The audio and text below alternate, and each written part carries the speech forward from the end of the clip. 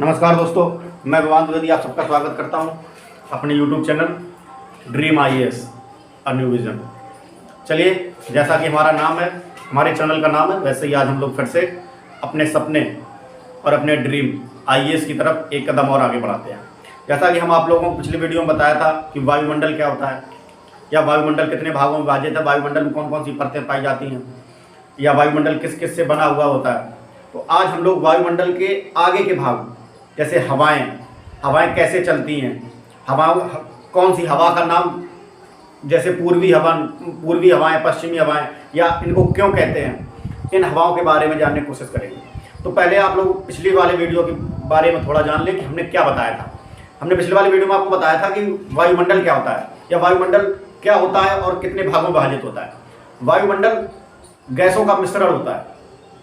कौन कौन सी गैसें पाई जाती हैं वायुमंडल में? Nitrogen, oxygen, carbon dioxide, helium, hydrogen, methane, neon, ये सारी गैसें पाई जाती हैं और ये एक निश्चित अनुपात में पाई जाती हैं। इनका अनुपात जानना है तो पिछला वाला वीडियो जाके आप लोग देख लें। तो इन गैसों के मिश्रण से वायुमंडल का निर्माण होता है और वायुमंडल दो मुख्य भागों में विभाजित होता है, सममंडल और विषममंडल। सममंडल 3 भागों में विभाजित होता है, क्षोभ मंडल, समताप मंडल, मध्य मंडल। क्षोभ मंडल, समताप मंडल, मध्य मंडल। और उसके बाद ताप मंडल, विषम मंडल 2 भागों में विभाजित होता है, ताप मंडल और आयन मंडल। तो ये तो थे आपके वायुमंडल का विभाजन कि वायुमंडल कितने भागों में विभाजित है। कौन से भागों में? सम और विषम, और सम के 3 पार्ट और विषम के 2 पार्ट। इसके बाद हमने आपको और भी बताया था कि क्षोभ मंडल कितनी दूरी ऊंचाई तक है, समताप मंडल कितनी ऊंचाई तक है। इन सब के बारे में जानने के लिए आप लोगों को पिछला वीडियो देखना पड़ेगा। आज हम लोग बात करने वाले हैं, किसकी बात करने वाले हैं? वायुमंडल में वायुदाब की। तो वायुदाब क्या होता है? देखिए, हमारे वायुमंडल में जो गैसें पाई जाती हैं, इनका एक निश्चित भार होता है। ये भार युक्त होती हैं, तो ये अपना भार लगाती हैं। तो इनका भार जैसे जैसे ये ऊंचाई से नीचे की तरफ आती जाती है, इनके भार में वृद्धि होती चली जाती है। जैसे जब ये सागर के तल पर होती हैं, पृथ्वी, हमारे जो धरातल का जो सबसे निचला बिंदु है वो है सागर तल। हम लोग कहीं की ऊंचाई अगर नापते हैं तो वो सागर तल से नापते हैं। अगर किसी भी पर्वत की ऊंचाई हम लोग नापते हैं तो सागर तल से नापते हैं। जैसे आप लोगों ने कहीं रेलवे स्टेशन पर देखा होगा कि सागर तल से ऊंचाई, रेलवे स्टेशन की ऊंचाई भी हम लोग सागर तल से ही नापते हैं। ध्यान रखना, आप लोग अगर नहीं गए होगा, जब जाएं रेलवे स्टेशन पर, जहाँ पे वो बोर्ड लगा हुआ होता है रेलवे का कि ये स्टेशन है, उसी स्टेशन के नाम के नीचे लिखा हुआ होगा कि ये स्टेशन इतनी ऊंचाई पर है सागर तल से। तो किसी भी वस्तु की ऊंचाई नापने के लिए हम लोग सागर तल से ऊंचाई नापते हैं उसकी। तो सागर तल पर जो वायु भार की ऊंचाई होती है, वायु भार होता है जो, वो होता है 1000 ग्राम, अर्थात 1 किलोग्राम प्रति वर्ग सेंटीमीटर 1000 किलोग्राम होता है।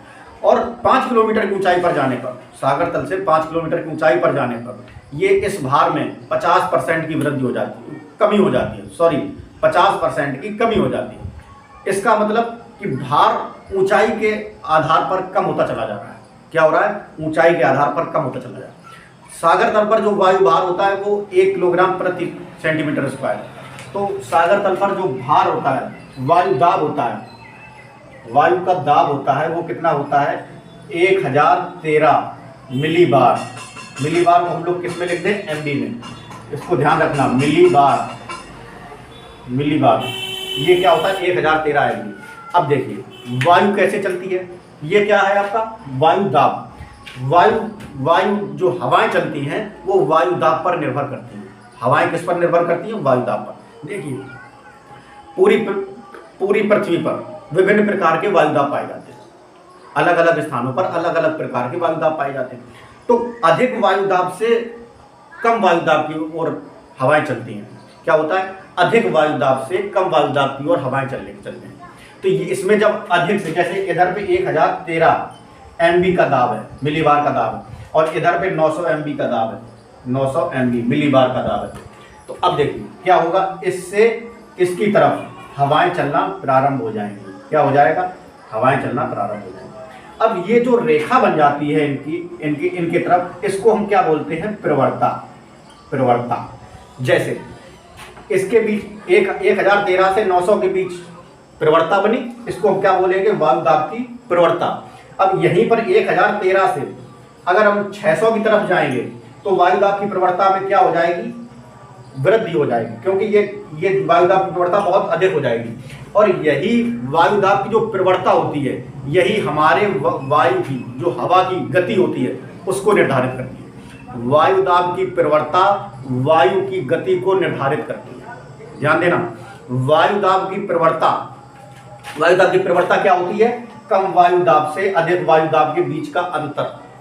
कम वायु दाब से अधिक वायु दाब के बीच का अंतर ही होता है, क्या होता है, वायु दाब की प्रवणता। और यही वायु दाब की प्रवणता वायु की गति और दिशा दोनों को निर्धारित करती है। वायु की गति और दिशा को कौन निर्धारित करता है, आपको बोल रहा है। वायु की गति और दिशा को कौन निर्धारित करता है, वायु दाब की प्रवणता। वायु की गति और दिशा केवल प्रवणता निर्धारित नहीं करती है, गुरुत्वाकर्षण बल एवं कॉरियोलिस बल भी निर्धारित करते हैं।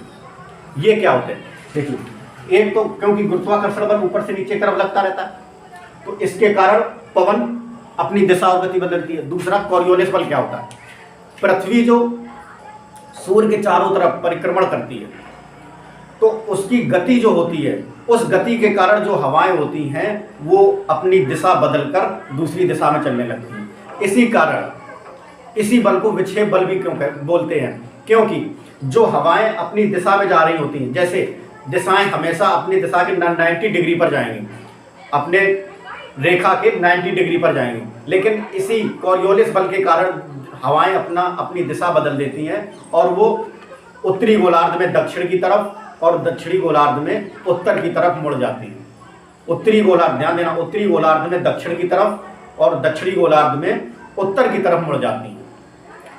किसके कारण, कॉरियोलिस बल के कारण। इनके कारण हवाओं का विक्षेप हो जाता है, इसी कारण इसी बल को, कॉरियोलिस बल को विक्षेप बल कहते हैं। क्या कहते हैं, विक्षेप बल। चलिए आप लोगों को हम एक और चीज समझाते हैं, कॉरियोलिस बल और विक्षेप बल क्या है और ये क्यों निर्माण हुआ है। इन सबको आपने स्क्रीनशॉट ले लेना, नहीं लिया हो तो बैक करके वीडियो तब स्क्रीनशॉट ले लें। देखिए क्या है, ये है हमारी पृथ्वी, ये क्या है, ये हमारी पृथ्वी। ये क्या हो गई, आपकी भूमध्य रेखा। क्या है ये, भूमध्य रेखा। इसी को हम लोग क्या कहते हैं, विषुवत रेखा। क्या कहते हैं, विषुवत रेखा। ये क्या है, 0 डिग्री अक्षांश है। ये क्या है, 0 डिग्री अक्षांश। देखिए इसी के ऊपर 30 से 35 डिग्री अक्षांश पर, ये क्या है, 30 से 35 डिग्री अक्षांश। ये क्या है, 30 से 35 डिग्री अक्षांश। ये क्या है, 60 से 65 डिग्री अक्षांश। ये क्या है, 60 से 65 डिग्री अक्षांश। इधर पे क्या है, ये है 30 से 35 डिग्री अक्षांश। ऐसा ही सेम नीचे है 60 से 65 और फिर ये 90 डिग्री अक्षांश। देखिए ये हो गया 0 से 5 0 से 5 0 से 5 डिग्री से 0 से 5 डिग्री सेंटीग्रेड। इसको हम क्या कहते हैं, उष्णकटिबंधीय। क्या बोलते हैं, उष्णकटिबंध। उष्णकटिबंध बोलते हैं किसको, 0 से 5 डिग्री अक्षांश उत्तरी और 0 से 5 डिग्री अक्षांश दक्षिणी। 0 से 5 डिग्री अक्षांश उत्तरी और 0 से 5 डिग्री अक्षांश दक्षिणी को हम लोग क्या बोलते हैं, उष्णकटिबंध बोलते हैं। क्या बोलते हैं इसको, उष्णकटिबंध बोलते हैं।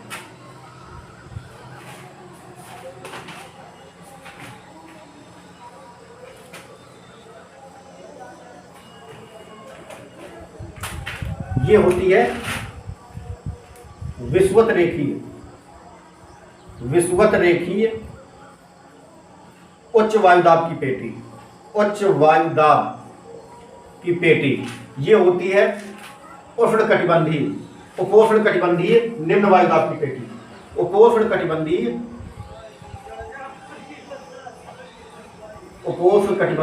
निम्न वायुदाब की पेटी ये होती है उपध्रुवीय, उपध्रुवीय निम्न वायुदाब की पेटी। ये होती है उपध्रुवीय निम्न वायुदाब की पेटी।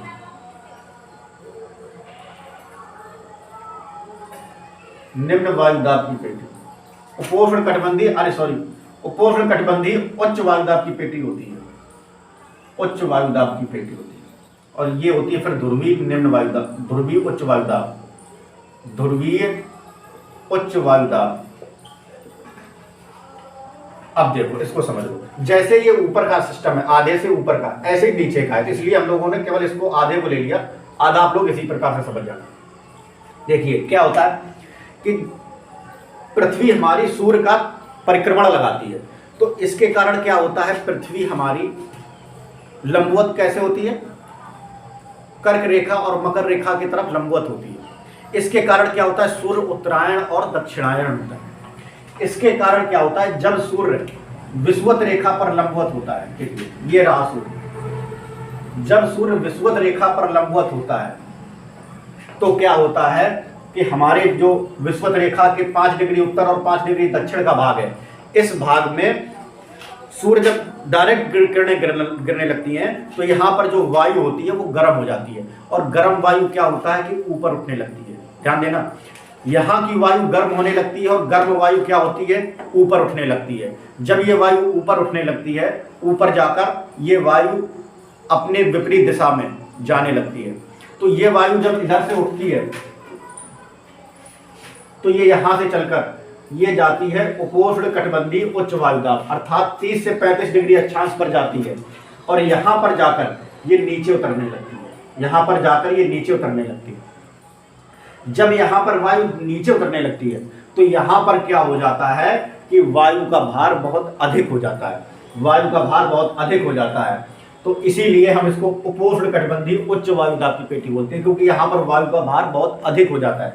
अब देखिए यहाँ पर वायु का भार बहुत अधिक हो जाने के कारण क्या होता है कि इस क्षेत्र में पुराने जमाने में जब यहाँ पर चूंकि वायु भार अधिक होने के कारण यहाँ का मौसम बिल्कुल स्थिर हो जाता था, तो जब जहाज, घोड़ों से लदे हुए जहाज समुद्र से निकलते थे तो अधिक वायु भार और स्थिर वायुदाब के कारण इन लोगों को क्या होता था कि अपने जहाज को चलाने में बहुत दिक्कत होती थी। तो ये लोग क्या करते थे, अपने घोड़ों को रस्सी में बांधकर छोड़ देते थे समुद्र में। इसी कारण इस अक्षांश का नाम अश्व अक्षांश भी पड़ गया। इसका नाम क्या पड़ गया, अश्व अक्षांश पड़ गया। तो क्या होता है, जब यहाँ पर वायु नीचे उतरती है तो इसमें से कुछ वायु अपने नीचे की तरफ जाने के लिए चल देती है, ऐसे चल देती है। अब देखना, इन पवनों को हम लोग क्या बोलते हैं, ऐसे यहाँ पर होता है नीचे से ऊपर की तरफ। अब देखिए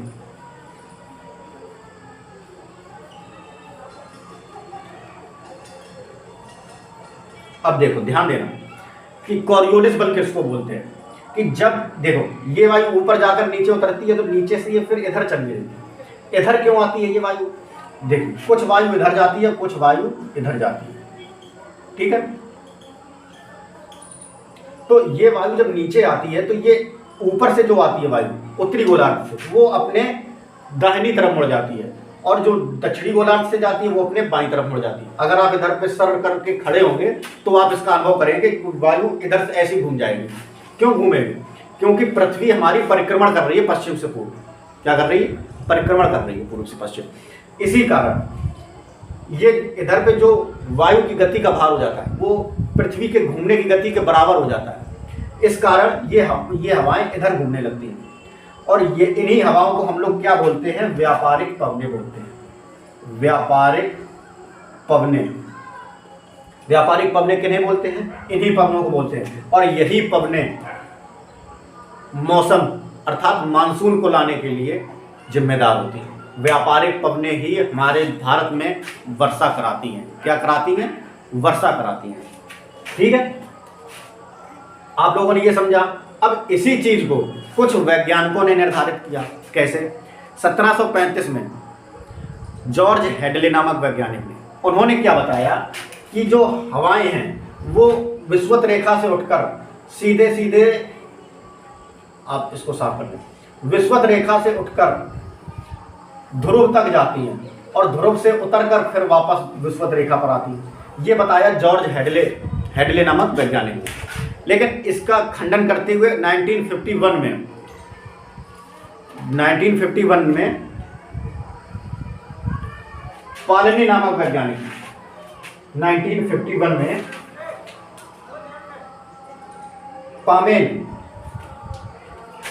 पामेन ने कहा कि हवाएं डायरेक्ट विषुवत रेखा से ध्रुव तक नहीं जाती हैं, ये 3 भागों में विभाजित हो जाती हैं। पहला भाग होता है कि विषुवत रेखा से उष्णकटिबंधीय उच्च दाब की पेटी तक जाती हैं, दूसरी यहाँ से उपध्रुवीय निम्न वायुदाब तक जाती हैं, और तीसरी क्या होती है, ध्रुवीय उच्च वायुदाब तक जाती है। तो उन्होंने इसको 3 भागों में विभाजित कर दिया।